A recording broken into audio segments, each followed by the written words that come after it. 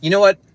Airbnb family, I need to vent for a second because now that I think more about this policy, it is not just insane, it is absolutely idiotic what it's doing to hosts. Like already, I've talked to so many of you since my video a few days ago, and the cascade of bullshit, pardon my French, that is going to hit hosts everywhere because of this policy change is highly irresponsible. First off, let's talk about insurances. How many of you use a waiver program? Like say Superhog or something like that. You are no longer allowed to use a waiver program unless you embed that into your final price. Okay, so you cannot selectively apply a waiver. You cannot list that there's a waiver and still be price competitive and show up in the algorithm appropriately and then give somebody your waiver after the fact. You can't do that. You can no longer protect yourself against abuse of like electricity. Remember the whole crypto mining thing? Some of you guys have like called me about this. Or people that are abusing your washer and dryer when you have low price listings. Because all of your non-optional stuff has to be baked into your nightly rate, somebody could show up to your house, run your washer and dryer nonstop and crypto mine and blow up your property for hundreds and hundreds or thousands of dollars of electricity, and you can't claw that back out of them by putting in that your house rules that your electricity allotment stops at a certain point. This is going to be highly difficult to argue. And further, let's talk about the photo ID BS, okay? You're not allowed to collect a photo ID from someone in order to run a background check anymore. And if you guys have ever done this, you understand that the way that this used to work is you could, but the guest was allowed to cancel, right? So the guest could cancel without penalty if they did not want to give you their driver's license or if they did not want to fill out a background check. Well, Airbnb is taking this even farther now that you can't even attempt to do this because you can get banned for it.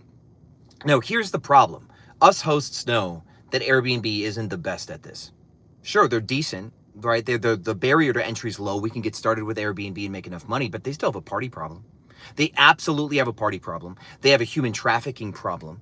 They have a gang activity problem city to city. They've got violent crime. They've got drug dealing. People set up meth labs inside of properties. We see all sorts of stuff. And Airbnb's own personal screening does not do a sufficient job.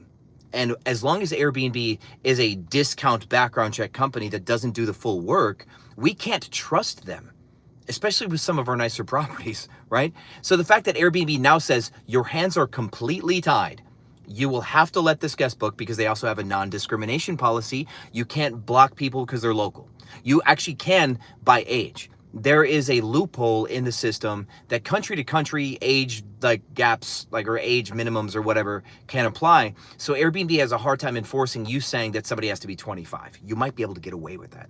But because of Airbnb's anti-discrimination policy, you cannot even discriminate against people that are local to your property. Right? So your ability to risk screen is completely curtailed. And if you have a party, right, Airbnb says you can't show up to the house. They're like, no, don't show up. Don't confront the guest. Call trust and safety and then call the police. They don't want you even there to de-escalate. They'll ban you if you do that wrong. So there's going to be parties that you can't prevent because you can't background check. There's going to be parties that you can't go and dissolve. You can't put cameras freaking anywhere or noise monitors freaking anywhere. Like you have to be very specific in order to make sure that there's no parties. So you're technologically cut off. And so now that you can't remediate, they're going to trash your property or do stupid stuff or hold over. And then you've got to rely on Airbnb's air cover because you couldn't collect a waiver because you had to put it in your price. Airbnb is signing their own death sentence. This is the dumbest stuff. A lot of people are going to go to VRBO and Booking.com and start booking direct. A lot of people are going to leave the program. And I mean, okay, so now let me go back, right? Because all things are equal.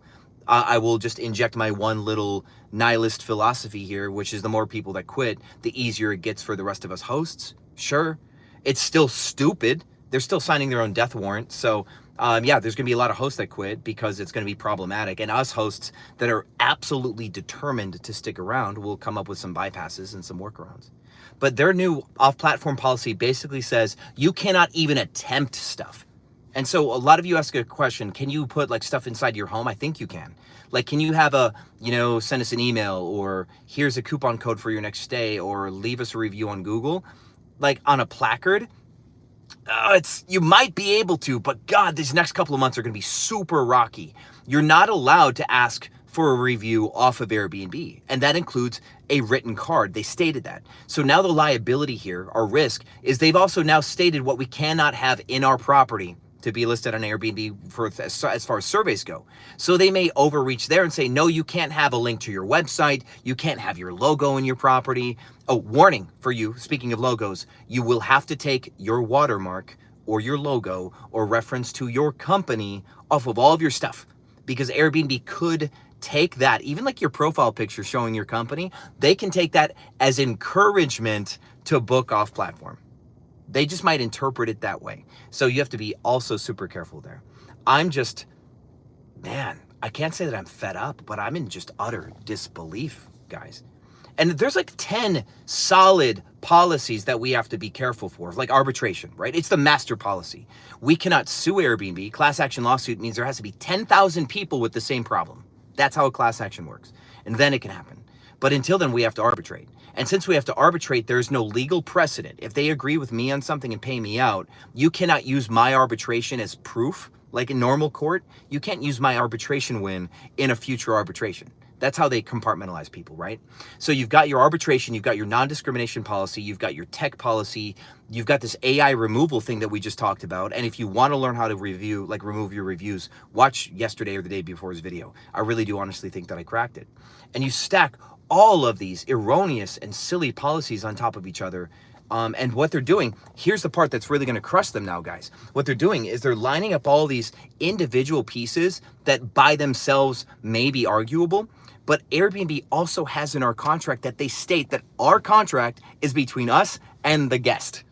How bullshit is that? That they're not involved, right? That they're just a facilitator. But everything that they do, when you put it together, is gross overreach of their claim that me and the customer have a direct agreement somehow, because they can charge you 50% penalty. It's like if you cancel a guest inside of 48 hours, they'll charge you half of that reservation's value because of their rebooking policy. But that money doesn't go to the guest ever. It really never goes to the guest. And then if a guest has an issue, they within 72 hours can lodge a complaint. A whole ass 72 hours, they can stay in your home and lodge a complaint. But you know what's really even funny? There's not even a 72-hour limit. That's their on paper, but then there's like a little fine print that says they can, at their discretion, allow a guest to communicate something even later in the future. There is somebody on Reddit whose guest stayed 69 whole days and on this, like on a 70-day reservation, and then got the entire reservation refunded. The entire one. Like the guests stayed for 69 days for free because Airbnb determined to give them a refund on the entire stay. It's absolutely asinine. So I would like to hear what you guys think. I just wanted to vent a little bit. I think this is really dumb. As I read into more of this and see the way that it plays out, like Superhog's dead. AutoHost might have a problem with background checks. Some of Proper's products is going to be screwed up.